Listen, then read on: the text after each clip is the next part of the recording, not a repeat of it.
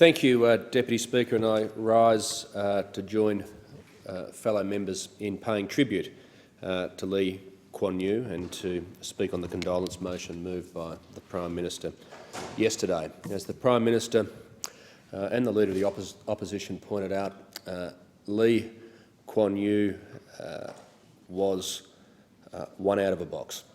A nation the size of Singapore, as previous speakers have said, a very small nation in a very unstable area.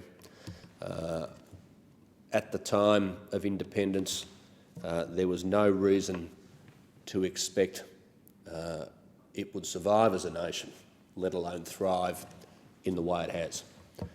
And the economic figures tell the success story, as the Prime Minister said yesterday. In 1965, Singapore's gross domestic product per head was about a third of Australia's, and today it's almost double that. It has been a stunning success as a society as an economic powerhouse in the region. As speakers have pointed out, through his leadership, Lee Kuan Yew set Singapore on an individual path. He did so by maintaining a British-based common law legal system and run an utterly clean and corrupt-free administration. He also was very flexible in his approach to Singapore's future economic development. And Deputy Speaker, we now look at Singapore today, the world's fifth busiest port, the world's fourth largest financial centre, and one of the best places to do business and start a company. Australia's ties with Singapore have always been strong, and they've grown stronger over the years. This is epitomised, Deputy Speaker, by the member for Moore, born in Singapore and now sitting in this parliament. Lee Kuan Yew was a towering figure, and as all significant leaders are, Deputy Speaker, he was, as an editorial pointed out today, a product of his time, and his time was the experience of British colonialism, Japanese occupation, an experience of post-war Cambridge and the London School of Economics.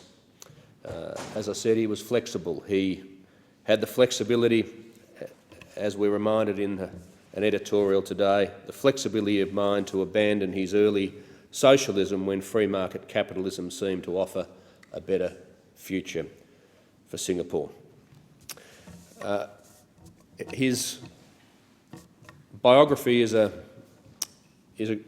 very telling book, Deputy Speaker. It tells the story of Singapore's success. It tells the great historical decisions that were made in those early days. And whilst it's not a universally shared view, and I know my friend and colleague, the member for Kooyong, who follows foreign affairs very closely, will understand why I make this point, but with respect to the Vietnam War, a very controversial war, he made the point that US involvement and Australian involvement in that war, whilst controversial and whilst difficult, bought Singapore time and breathing space.